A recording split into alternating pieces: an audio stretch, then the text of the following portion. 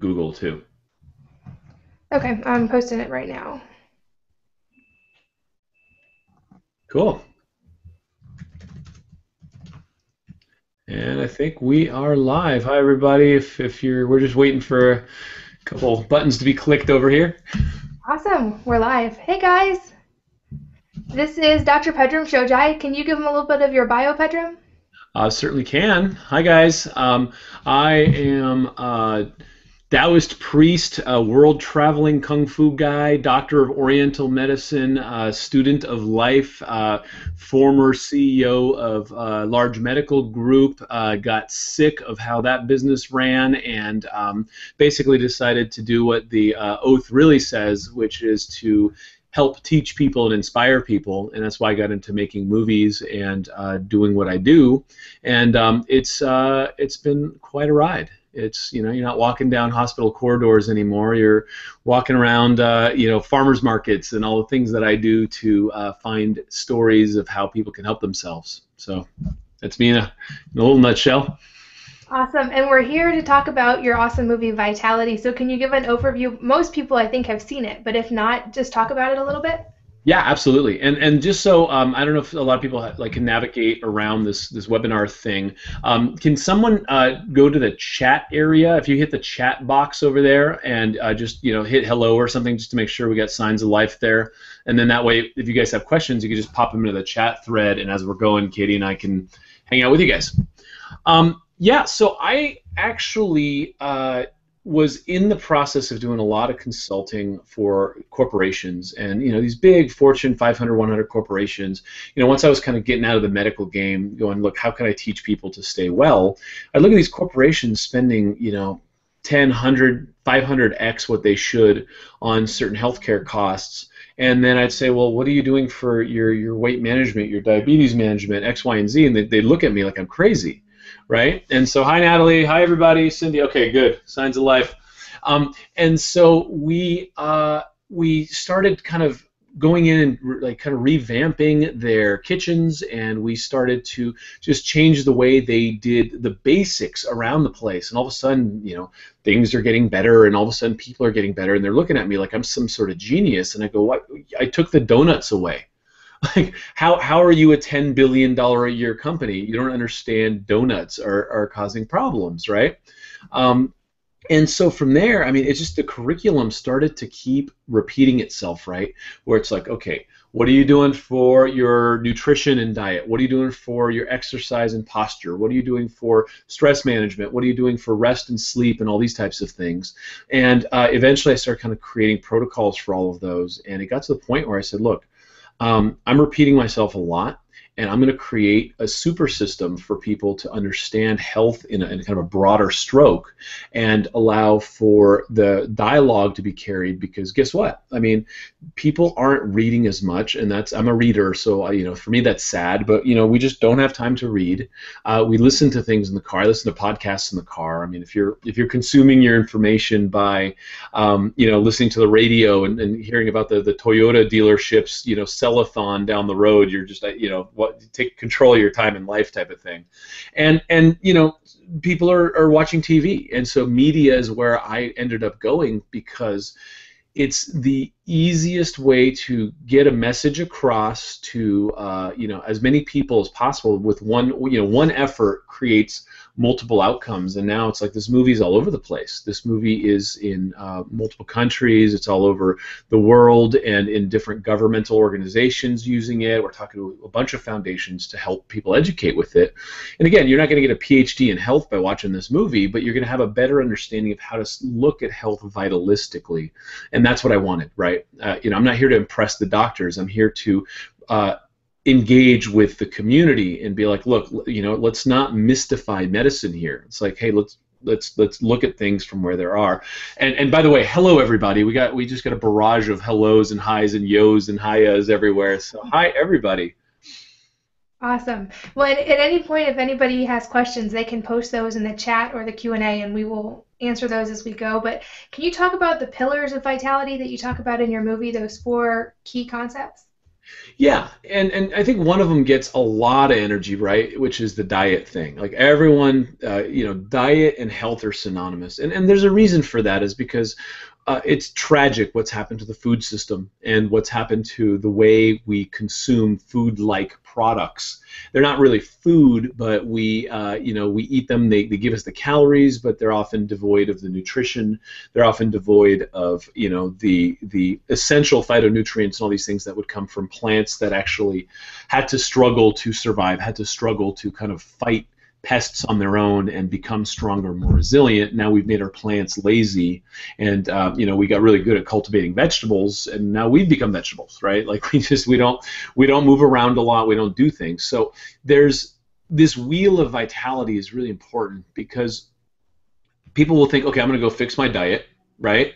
Um, Oh, thank you, Jennifer.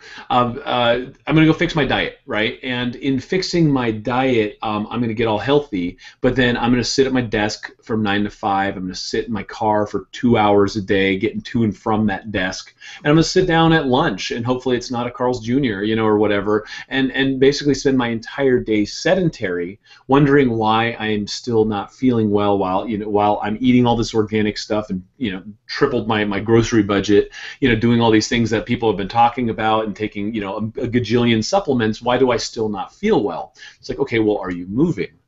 Right? Are you exercising? Are you dealing with posture? And then you look at, okay, well, what else is there? What about how you are engaging with stress? How are you oriented towards life? And how are you kind of stepping into like a clear vision of life, really? Because a lot of people will just kind of, tread water and be like, oh yeah, I got work this whole week, and then I'm going to go into my weekend, and we're going to the lake, right? And then you take a bunch of potato chips and stuff to the lake, and you have some leisure, but you don't actually have a stress management protocol throughout the week. And it's really during the week that we added that all up, and it's really hard to kind of blow off enough steam all weekend. So it's like you have diet, exercise, sleep, mindset. You got these four wheels, and all of them have to be spinning, because if not, just think about driving your car. If you're driving down the road and you get a flat tire, it's not like, oh, I got 4 flat tires and it ruined my trip. It's like I got 1 flat tire and it was enough to stop the car. And so every single one of these is like, say, a critical department in a company, and you can't have the company function without it, right? And that, to me, has been an incredibly important message, because there's so much fragmentation in the way healthcare is taught, and it's like I went to a specialist for this, that, and the other, right? And those specialists are only good at what they know, and then they don't deal with the rest of the stuff, and that's where I think a lot of people get in trouble. So having a bird's eye view of saying, okay, here's the systems, and then from there we can go into greater detail and all this kind of stuff. But I don't care what you've got, if you're not dealing with these 4 things, whatever your symptoms are, whatever your syndrome is going to be compromised or affected. So we got to start with the basics, and that's kind of where we were at, because really, this debate in Washington that's been going on for a while, and everyone's like, Obamacare this and Obamacare that.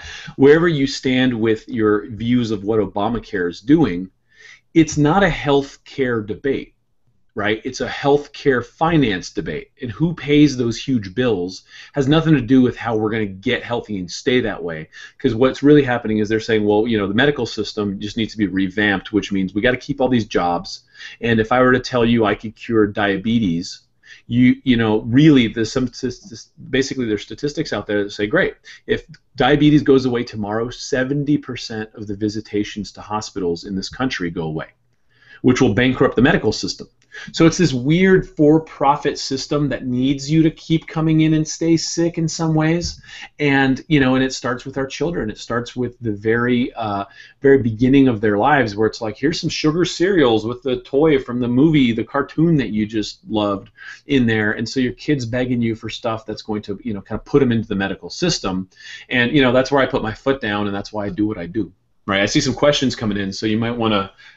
She's the MC. I'm just hanging out. I am not seeing the questions. I'm just seeing. Okay. So go to the thing where it says chat. So is there like the bar on the right says chat, polls, attendees, and pop-ins? I've got chat on the left, but I don't have anything on the right. Okay. So go to the left and hit the webinar jam icon's like the fifth one down. You guys, we love technology. So yeah, it's the fifth one down. It has a little like lightning thing through it. It says Gotcha. webinar. Okay. Click that, and then there's a bunch of stuff on the right. When you hit the chat thread, there's all of a sudden like all kinds of stuff going on. Give me a chance to drink some water and practice what I preach. Perfect.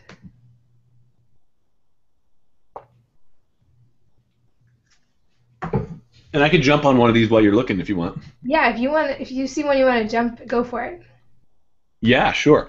So having difficulties with postpartum depression, medication, wondering anything you could do to naturally help. Absolutely, absolutely. There are studies that show that 60% of mild to moderate depression are cured with exercise alone. Now, obviously, there's hormonal stuff happening there. So what I would probably do straight up there is, Lauren, I would jump into a liver detox, help conjugate out any of the hormones that are still there. There's phase 1, phase 2, so there's, milk thistle and, like glutamate, glutamine, things like that. And there's tons of resources on how to detox. But I would flush some of the hormones out and then really look at where there might be some compromise, some wind drag, really. And that's, the bigs, right? It's gluten, dairy, soy. Soy is a big problem, obviously, because it's an estrogen modulator. So you got to look at, say, okay, if you're having soy and you're having postpartum depression, you gotta look at how much you're taking of that, whether that's the problem. And then there's like quick tests, right? Like just see where your numbers are at, and your progesterone might have tanked. And I don't necessarily recommend taking hormones for everybody. I really think that if you can reset and give your liver the chance to conjugate and move things out, it really gets better. So, we literally just had a baby. Not literally, I guess. He's 3.5 months old, and my wife, I could see it starting to boot up, right? I could see her starting to kind of get blue, and so immediately it was like, okay, great. We're going to the gym every morning. We wake up, we walk the dogs together, we put the kid in a stroller, and just kind of getting her back into the groove of things, and just getting the blood flowing and getting some fresh oxygen goes a long, long way. Yeah, I would echo that. That's huge for me after every time I have a baby, is not like getting out there and killing yourself. You don't need to run a marathon, but just get moving every day, and don't focus on dieting, but just nourish your body. Like, look at everything you eat as, how can I nourish my body and my metabolism? And think of it that way. Just try everything that goes into your body, everything you interact with. Make sure it's just very nurturing and positive for you. And we've got several questions, and I had several emailed to me, Pedram, about Hashimoto's, which I have as well. Can you talk about Hashimoto's and what would be some things someone with Hashimoto's could do? Yeah, absolutely. So anytime you start talking about autoimmune thyroid, anytime you start talking about the body turning on itself, you have to look at the gut. And the gut is really kind of the origin of where we have these tight junctions where whether or not we determine if something is friend or foe. And if we can't recognize a molecule as being food, and a lot of times with, say, the hybridized wheat and the gluten molecules and all the kind of issues that we have with frankenfood, there's a lot of things that are landing in the gut that are causing the body to say, hey, border guards are on high alert, grab that guy, take him down, right? And what happens is there's molecular mimicry, and there's all these problems now where the thyroid and the various organs really are getting attacked by the immune system.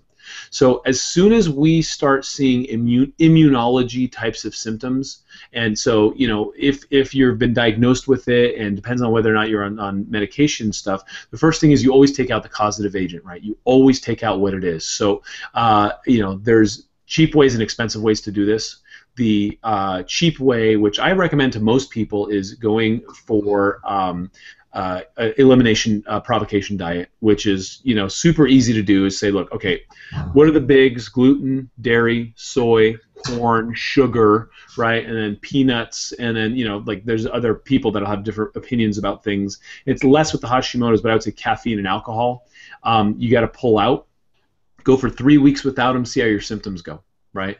And there's a lot of things that you can modulate there that will do really, really, really powerful things to kind of help bring it back. There's a couple, there's a doctor named Datis Karazian who is fantastic with this. He's written a really good book. Isabella Wentz is also a really good resource on this. Obviously, Tom O'Brien, the doctor.com. There's some really, really good resources, and if you are looking at that, and your doctor's down for it, then there's a lab called Cyrex, which is based in Los Angeles, which does really good arrays. Like you want to do array 2 through 5 on that, and it's a wonderful lab for all that. And you will find all kinds of interesting information that can really help with that.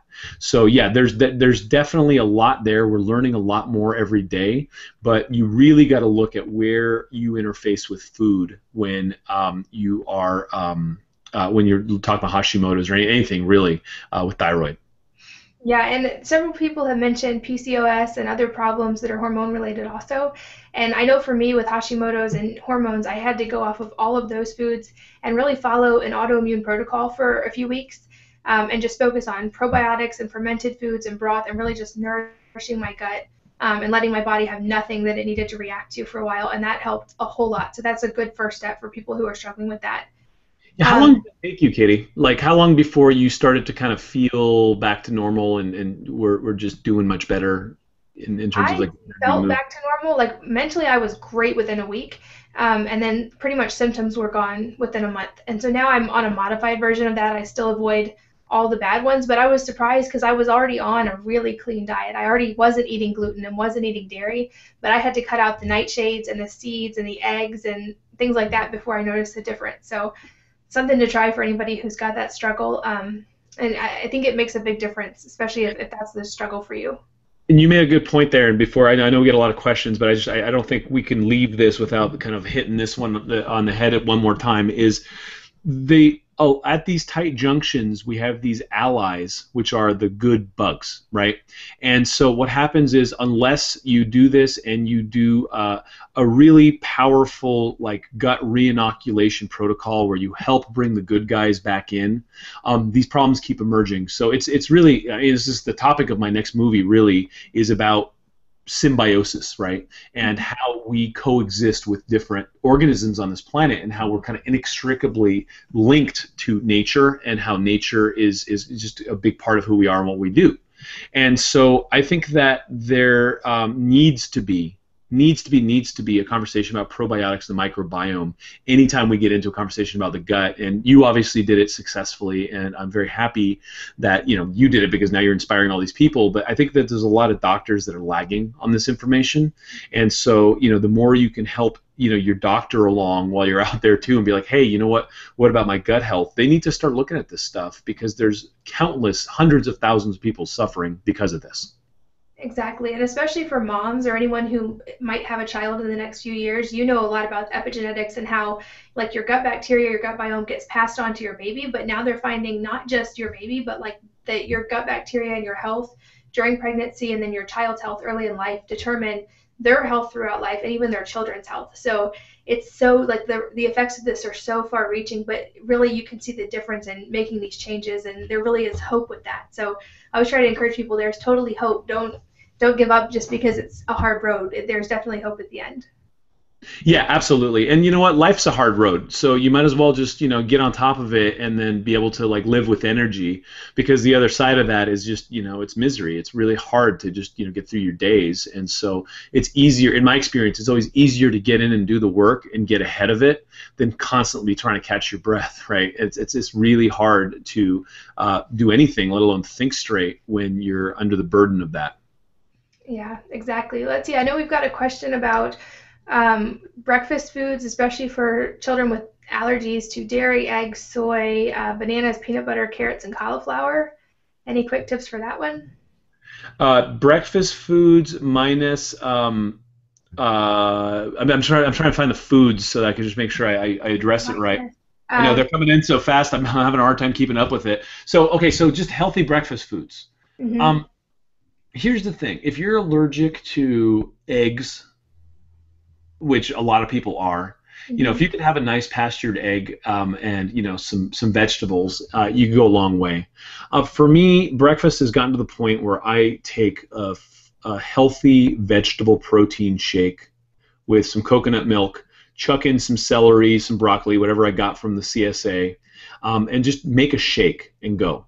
And if the kid needs some carbs and some grains, if that's how they roll, I would put in some quinoa or something, or soak some chia seeds and put it in there.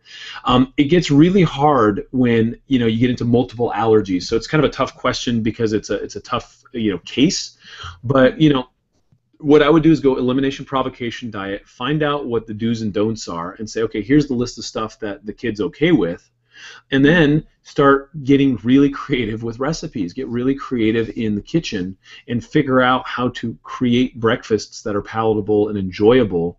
And this is a point that's worth mentioning here, is if your child or anyone, this math kind of works out for all of us, is you need 1 gram of protein for every kilogram of body weight that you have, just to keep the lights on, just for the body to work correctly. And the kid is obviously trying to replicate cells and grow and develop and do all these things, like as he's just breathing. And so you got to make sure there's enough protein in there. And so say he weighs I'm just going to do an easy number, like 60 kilos, right? Then that means we need 60 grams of protein every single day, and I mean that's probably a bigger kid than that, but just let me be dumb with my math. It makes it easier, right? And so that means 60 grams of protein daily, which means you probably got to stack in a good 20 grams of protein for that breakfast. And a lot of the problems I see with kids developing further allergies and further issues with immunology and all this is they're also not empowering or just charging up the cells with enough amino acids and essential energy to be able to run the shop. So then other systems start to kind of fall apart, and it becomes you're kind of robbing Peter to pay Paul just to get through the day.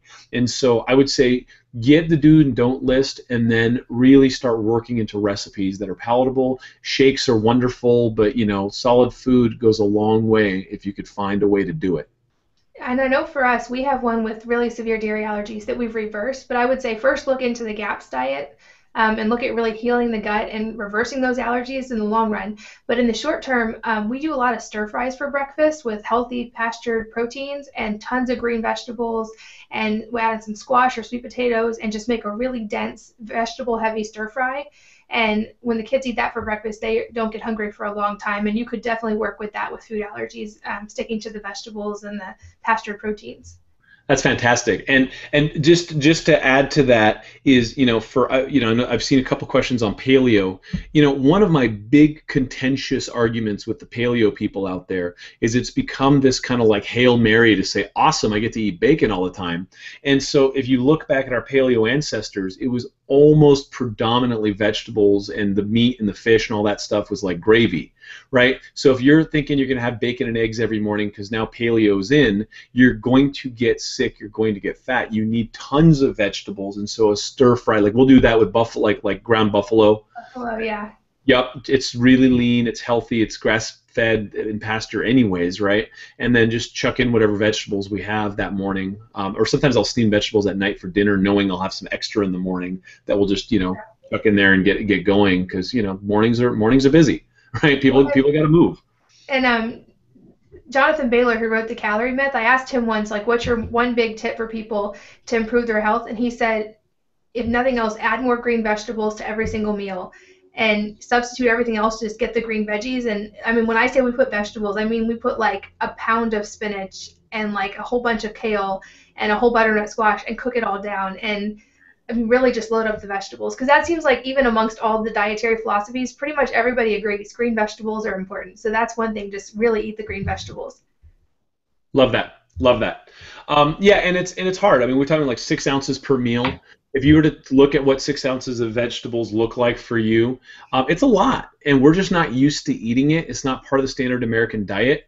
But you know what? Talk about an apple a day keeps the doctor away. I mean, that kind of volume of water and fiber and phytonutrients and all those types of things. I mean, those are preventative medicine protocols at the very best. So you got a ton of questions there, so I don't want to Yeah. Let's see. I'm seeing a lot of questions about movement and standing, and what about people who are stuck in office jobs and can't go exercise during the day? And I know you probably have some great advice. A couple quick tips from me would be don't sit on a chair. Sit on like an abs ball if you can, or they even make office chairs that are a bouncy ball. So at least you're getting movement in there, or squat down some of the time, or give yourself breaks and go just do squats or push-ups in the corner, or run some stairs. Just every half hour at the most, just move your body somehow. And I'm sure you have some good advice too. Well, and you have this thing, like I got this thing here that's like this wonderful computer device that reminds me of things. So you could put in reminders every 15 minutes. I actually couldn't find, this is actually perfect because I'm actually at home now, I'm not in the clinic right now. And I have a desk over here and my, like, oh, you could probably, there's a chair. You can notice I'm not sitting in it. And so what I did was I was looking at a bunch of standing desks. I have a great station for my laptop. And I looked at a bunch of standing desks online. I didn't like any of them, so I actually built this standing station here, and it's awesome. And I don't, for me, I just like doing handy stuff. But for $200-300, you can convert your desk to a standing station.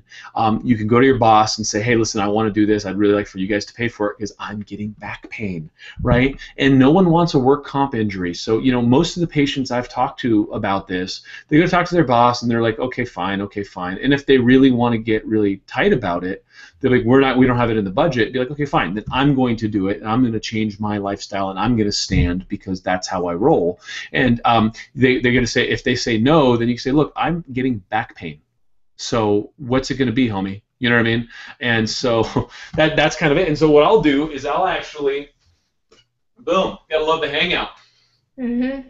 Right? I'll just have one of these hanging around, and I'll literally step back and bang out 20 kettlebell swings, put the thing down, right? Get on one foot, do a tree pose while I'm typing, do a tree pose on the other, do some squats in between. I'm constantly moving because I can't afford to get crunched. I can't afford to sit there and compromise my biomechanics. I'm too tired and old for that, and I've had too many injuries, and it just makes me slow and weak, right? So if you build it into the fabric of your day, I remember talking to Abel James about this. Like, when the first day I put up my standing desk, I'm like, dude, my abs are sore. Right? And it didn't even occur to me that like you have to engage your abs to stand upright like the humans that we evolved to be type of thing. And we just collapse over these desks and have really compromised our biomechanics in ways that I'll tell you, 80% of the orthopedic injuries that have come in through my clinics over the years have been preventable. I mean, unless you get hit by a bus or get like just speared by a linebacker, have been preventable because most people have such bad biomechanics from being stuck in these desks and cubicles and all that their body doesn't function the way it should, and it can't take hits the way it could if it had that resilience. So to that point, if you're in a job that makes it hard for you to do that, go negotiate and say, look, how about this? We're going to do some baseline productivity marker on how I've been performing to date. Now, I want you to switch me to a standing desk, and we're gonna reevaluate in 3 months and see if my productivity has gone up or down. Right? You're gonna cream it. You're gonna smoke those numbers because you're just gonna be more awake, alive, and energetic and enthusiastic, and they'll probably save $400 on coffee. You know what I mean? Like, it works that way. It's really good. It's so much more important to get that into your day than to allow yourself to just collapse over a two-dimensional screen and just bang away. It's suicide, and I implore you to not do it. And we had a whole section in the movie on that. And just Joanna, you can find the movie on Netflix, iTunes. We had a free screening, so Katie has a link for free. On my blog, you'll see a picture of it on the homepage. I think it may be the 4th post right now. It says Vitality, and your link for the free screening is in there. And on the movement thing, just some practical tips for moms. Don't put your computer on a desk or a table. Put it on your counter, so you have to stand up to type, and it's usually the right height for a woman.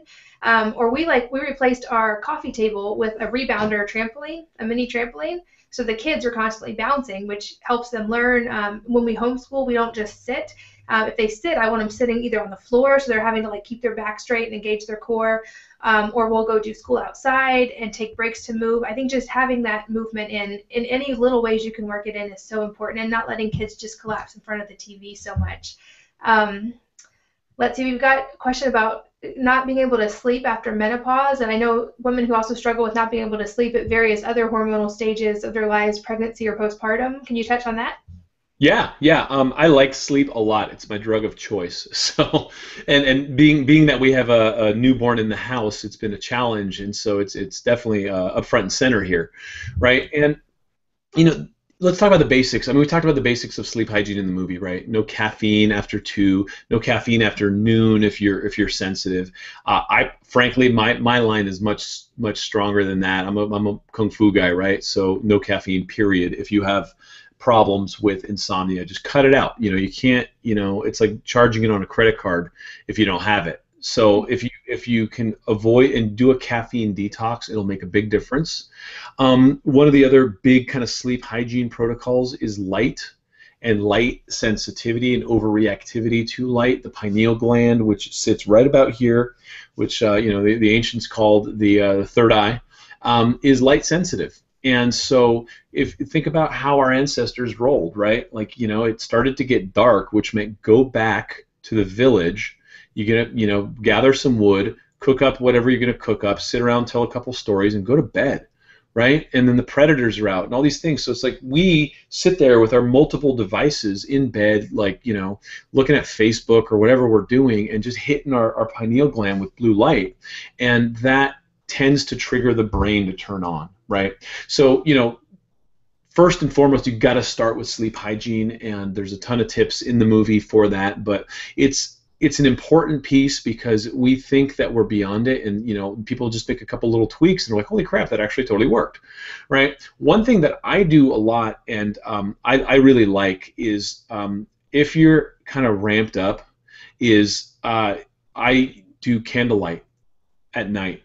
And so it's kind of hippy dippy and it's weird, but candlelight doesn't trigger the brain to go high intensity like that, and it's really calming and soothing. So we'll just light a couple candles and hang out. No technology, just spend some time with wife and kind of bring it down, because there are rituals. One thing I call the ritual of the moon, which is kind of like, okay, so you have this desktop computer, right? You have this desktop and you have all these windows, these icons, and by the end of the day, menopause, no menopause, any of it, right? You got to look at how many of these icons you've clicked and how many open windows you have going into bed, right? Most people will be running 45 different windows while trying to shut things down. So what you need to do before you get into bed really is start shutting down those windows and closing out the day and kind of preparing for tomorrow and putting it away and going into bed almost like in a ritualistic type of setting, right? So that you are kind of getting ready for this thing called sleep. And one of the things I really like, I mean, we could get into like herbs and dim and like all sorts of supplements, and I don't know if we want to go that far into it, but there's supplements you can take for that. Obviously, I love a Chinese formula called Swan Sao Ren Tong, which is wonderful for that. And then what I have been recommending to people who can't sleep is, what? Don't try to sleep. It sucks, right? It's like trying to do not doing. It's very zen and it's very paradoxical, but it sucks trying to sleep when you can't. So instead, here's how you breathe down to your lower abdomen. Here's a wonderful meditation technique that'll nourish and kind of fill your system and calm your nervous system and drop from sympathetic to parasympathetic. And if you were to do this all night, you would be rested and rejuvenated almost as much, if not better, than having had slept.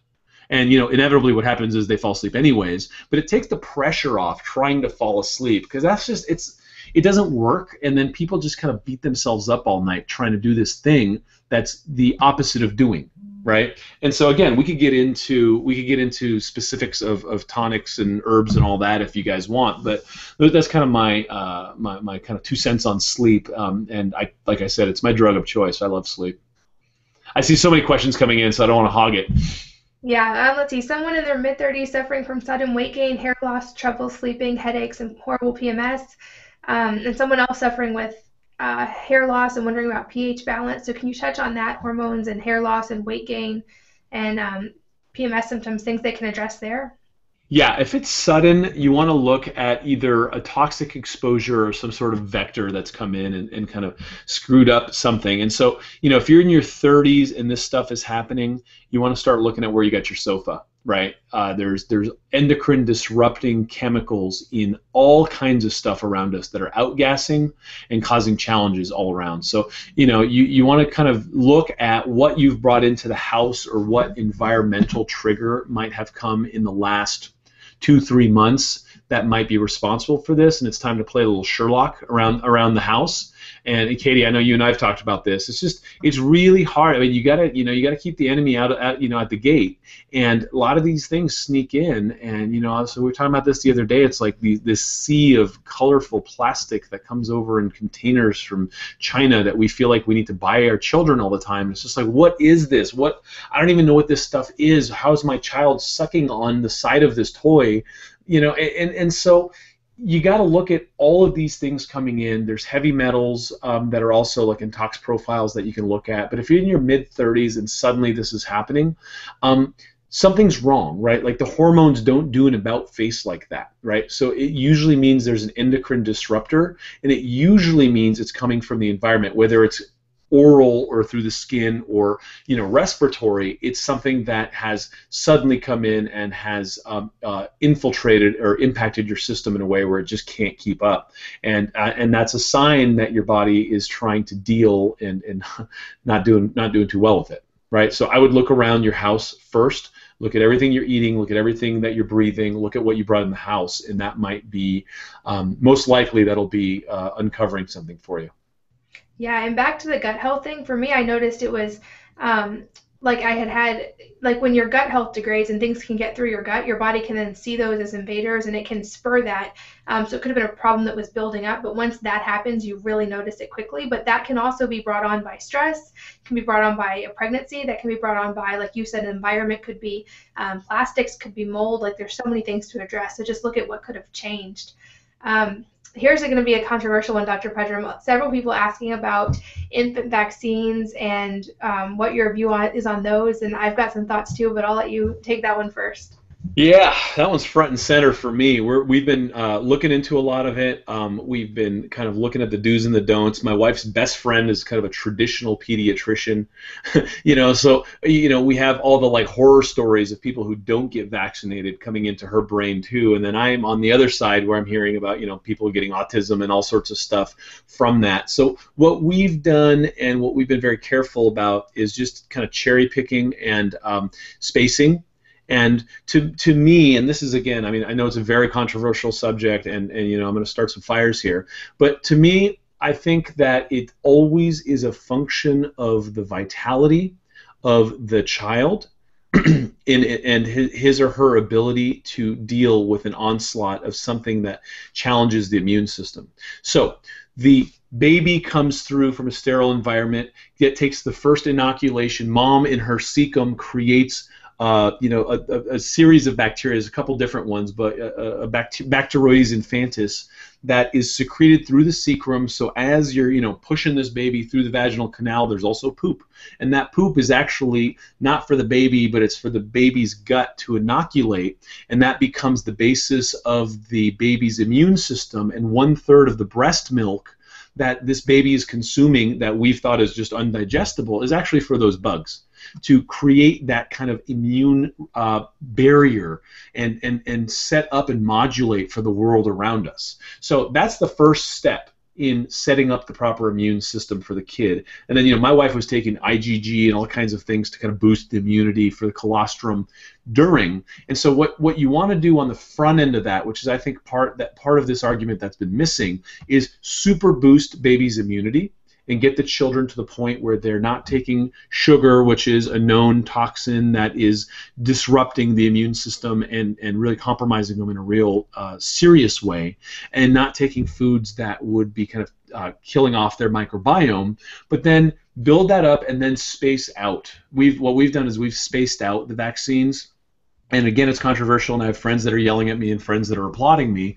But the kid's fine because what we did is we made sure that he's just glowing with chi. You know what I mean? Like, we made sure that he has all of this robust life force and immune factors built in, and giving him a break and not just hitting him with 12 vaccines at once. So that's kind of where I stand. It's still a work in progress. You know, I don't know all the answers on that for sure. I'm a first-time father, and we're trying to figure it out. But based on what I know, that's where we've gone. Yeah, and we've taken a very conservative approach too. There's a lot that we've refused just for moral reasons to do with any ones that derive from aborted fetal cells, or just ones that we've chosen to skip. But what I would say is I feel like the autism and vaccine argument is kind of a black hole. Like, once you start going down that road, no one can really win or lose that argument, because like anything, there's not ever going to be a clear, distinct, exact cause for autism. And the best I've heard it explained, it might have even been Dr. Tom O'Brien that said this. Think of your body as like a bathtub, and you can put any number of things in the bathtub. You could put sand, you could put food, you could put water, you can put whatever. But once it fills to the top, it's going to overflow no matter what you put in it. So when you're looking at the body and autism, which they're finding is a gut-brain problem, you can only put so many different factors into it at one time before something overflows. So if the kid already has an immune issue, or already has toxicity issues, or something else going on, and you just add this to the pot, then it can overflow easily. So that's kind of how I look at it, and making sure, like you said, that a child's very immunologically ready before you do anything to do that. And also, I think the thing that we should be discussing with vaccines more even than autism is autoimmunity. Because if you look at the graphs of autoimmune disease going up and the number of vaccines going up, they're almost identical. And our parents got maybe, I think 8 vaccines. And now kids are suggested to get 36 before the time they're 2. And vaccines, by their nature, have to create an immune response. That's how they work.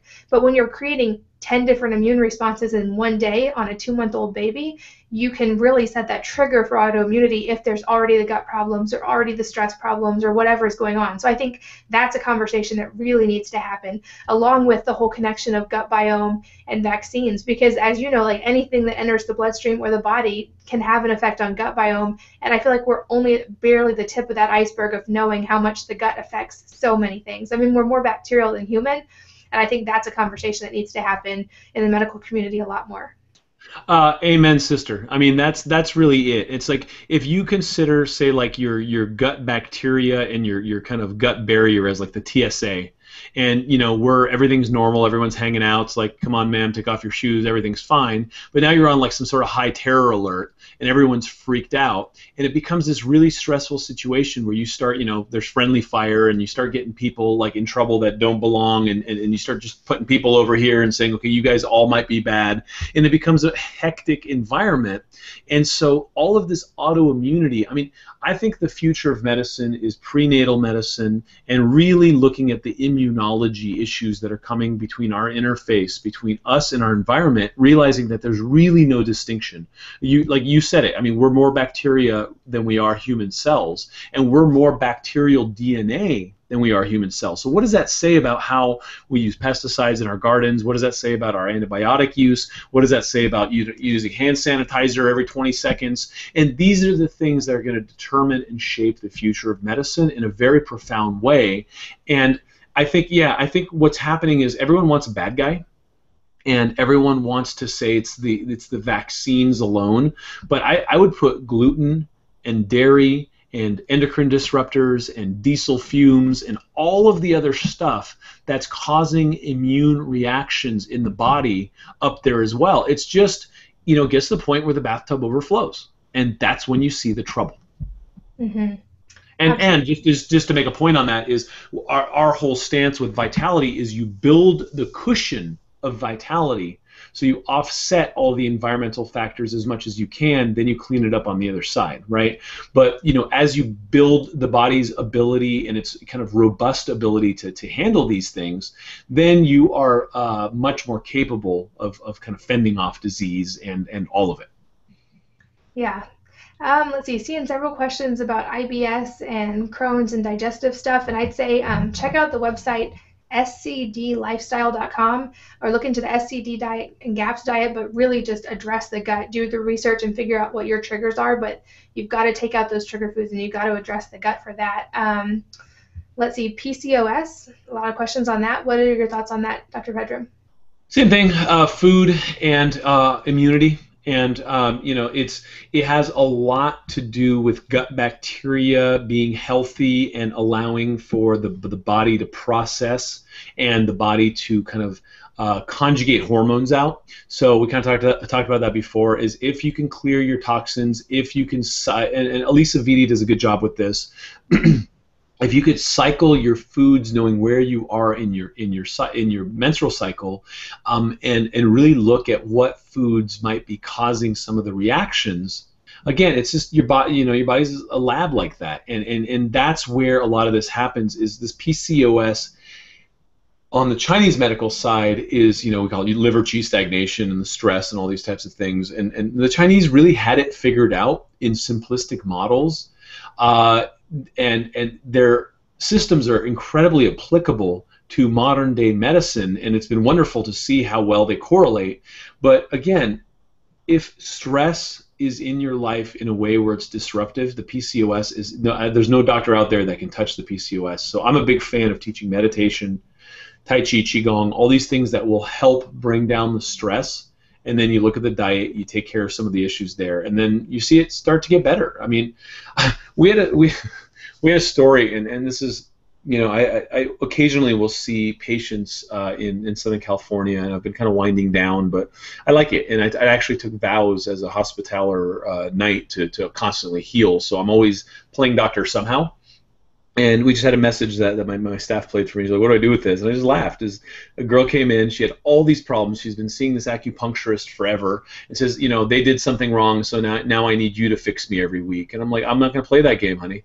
Right? If you honestly think that the doctor is here to fix you every week, we've really taken a wrong turn somewhere. So let's look at your lifestyle. Let's look at this. Let's look at that. Literally, I just said, you know what? You're eating way too much sugar and bread. And I won't even talk to you about the rest of this until you stop. 3 days later, she leaves a message saying, I don't really need to come in for my next appointment because all my symptoms are gone. Thank you. Right? And so effectively, a good doctor is constantly trying to put themselves out of business by teaching people how to live correctly. But that's how quickly this stuff can affect PCOS, chronic fatigue, leaky gut, all that stuff. Yeah, I mean, like Steve and Jordan, those guys, I mean, there's a lot of people doing some really good work. And so just, kind of touch in on these resources, you guys. I mean, these people have figured it out and are trying to help us figure it out for ourselves in a lot of ways. So, I learn a lot from people. And Steve's an electrical engineer. Right? I hang out with Mark Hyman. I hang out with all the top doctors in the country.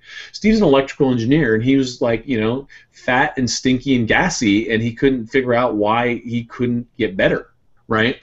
And so he went and did a bunch of research as an engineer would, saw a bunch of doctors, figured it out, and was like, here's my story. Right? And I love stories like that because they're homegrown, and it's like, here, I was able to help myself with this, and maybe you could too. Exactly, and I'm on that side too. I'm not a doctor. I'm just a mom who's had to deal with these problems in myself and my kids. And I think Steve's really inspiring. But I think everybody has to realize at the end of the day, doctors, most of them, they truly want to help you. They are really good people, but you're still responsible for your health. And even if a doctor is giving you advice, you need to research, you need to test with your own body, and really address all these causes. Because at the end of the day, you're the one that's going to have the consequences for that, not your doctor. Let's see, questions about indoor air quality, salt lamps, Mosu bags. I know us personally, we use salt lamps, but somebody said, should we use them while we're sleeping? I'd say no, you want it like a cave completely dark while you're sleeping, but we use them during the day, and they're good for reddish light at night too, because they're not blue light. Mosu bags are like activated charcoal, so they help detox the air, especially if you've had those plastic toys or chemicals in the air and you want to get them out. Do you want to touch on air quality at all? Sure. I mean, you are what you eat, and your lungs take it in too. We actually have this wonderful canary in our coal mine. His name is Mr. Buster, and he's my 3-year-old Labrador. And when we moved into this new house, and we're in this brand new kind of solar-powered, super green community, and we did everything right, except my wife hated the hippy-dippy wool, smells like a dank cave, organic carpets. And so, I was too busy at the time and I caved on it. And all the problems have come from the carpet's outgassing. And so we've like, moved carpet and torn carpet out, and it's cost me a fortune and all this crap. It's been a nightmare with that. And, I knew better. But what's happened is the dog started to get really kind of like itchy around the eyes. His nose was getting all dry, and we're trying to figure out whether it's in his diet. We've already cleaned up his diet. And I got a HEPA filter, just a really good quality HEPA filter. That was recommended. I could go find. I don't know what the model is, but I could go find it for you guys. And we just turn it on at nights. Dog is 100% well. And then what happened was we went out of town. We had someone house sitting, and she didn't turn on the HEPA filter. We came back 5 days later from Maui, and all of a sudden the dog looks like 12 years older, and he's all messed up. It's like, hey, you didn't turn the filter on, did you? Oh no, I didn't. Oops. Right? And that's how profound the effect of good quality air filters can be on health. And if I see Mr. Buster getting all itchy and stuff, I know that something's gotten into the house. So we have a couple of HEPA filters, upstairs, downstairs kind of thing. We're just running them and just making sure that you change your filters. I don't like any light in the room at night. Period. No light, no light, no light. So I'm with you on that. Dark. I'm definitely in the darkness camp. Oh yeah. My thing is, if I can see my hand right here, it's too bright. Like it should be completely dark. As far as your melatonin production, there's so much research on that. Let's see, a lot of people asking about cholesterol and cholesterol medication. You want to touch on that? Yeah, I mean, look, Johnny Bowden's kind of the go-to guy in a lot of that.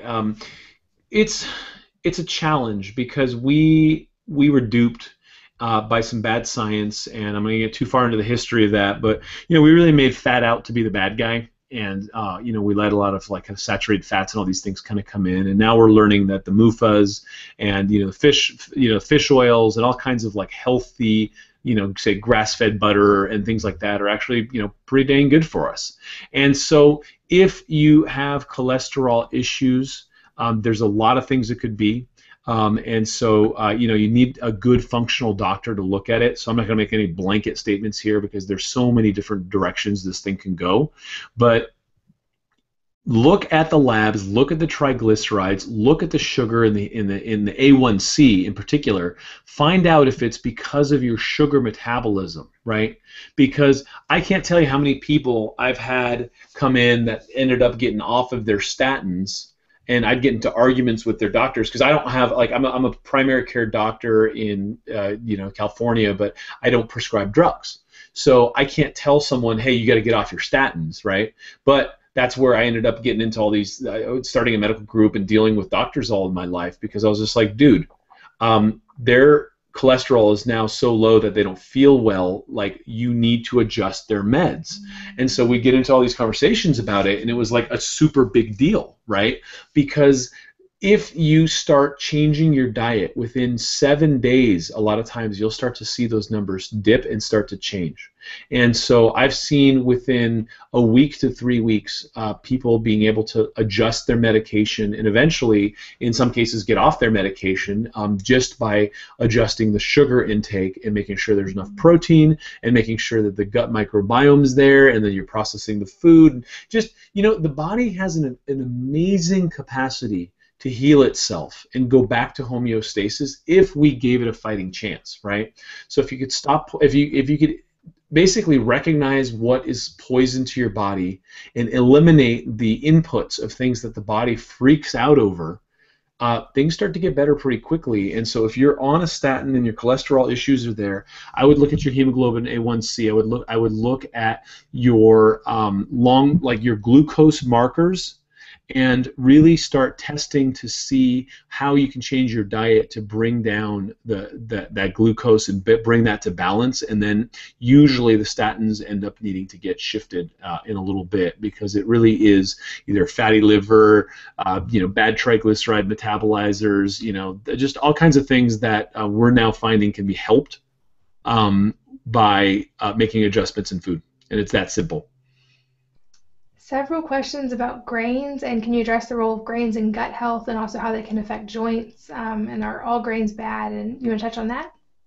Yeah, I mean that's a contentious one too, and I'm in for contentious questions. I wouldn't say all grains are bad, but all grains are bad for some people.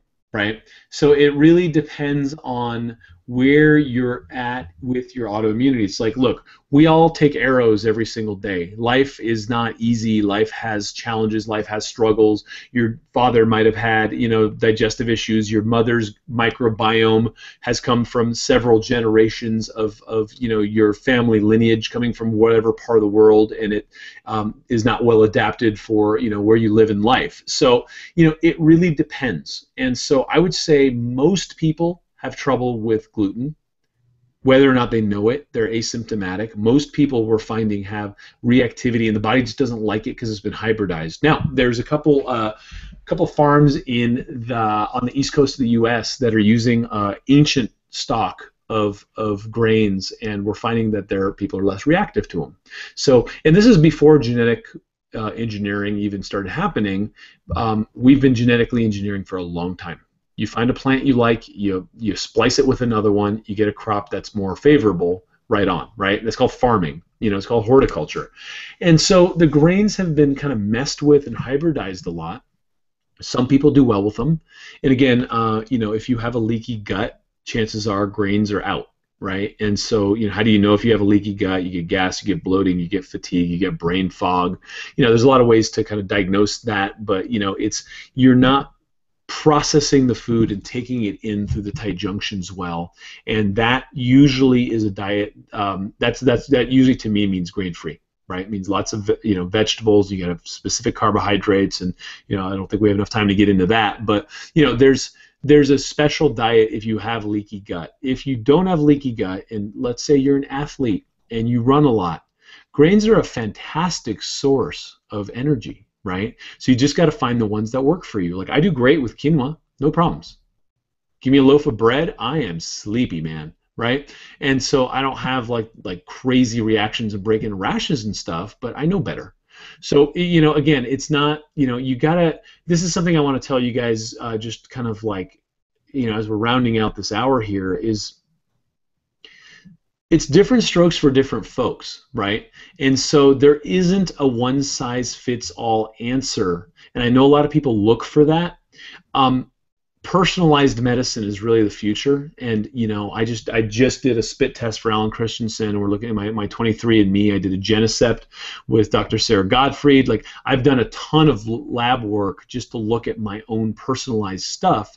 And then Sarah and I on our radio show are going to basically kind of go through our protocols of how we're going to deal with what our labs have shown, and kind of hang it out there and be like, look, here we are, two doctors. I haven't been sleeping. I got a baby. She's running around, writing books and stuff. I mean, life happens.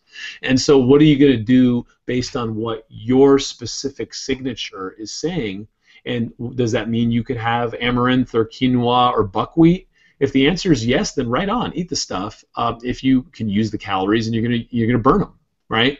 And so, a lot of that too becomes a macronutrient conversation. Like people are just taking more calories than they're spending. And, that works great for money because it makes you wealthy, but in the body that equals storing it away as fat. And that's where everyone's complaining, right? Is we're putting away too many calories, and we're all complaining about needing to lose weight. So are you actually moving around and using the calories in a way that you would want more? I mean, I deal with pro athletes all the time. Literally, I go to lunch with one of them the other day. He had 6 hamburgers. 6 hamburgers, right? Because he runs up and down the basketball court, every single night or whatever, 2-3 nights a week playing professional basketball. It's a big deal. Like he burns that much. Like his locomotive needs that much coal. Here I am. I got a standing desk, and I'm proud of myself. I go to the gym a few days a week. I can't eat that. I'll die. So it just, again, it depends on where you're at.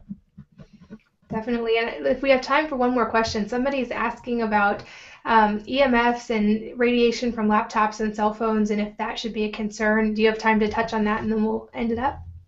Yeah, look, I'm an energy cat, right? I've been studying energy medicine with the Dalai Lama and all these guys for a very long time, and I can tell you that, if you have a Bluetooth headset, get rid of it immediately.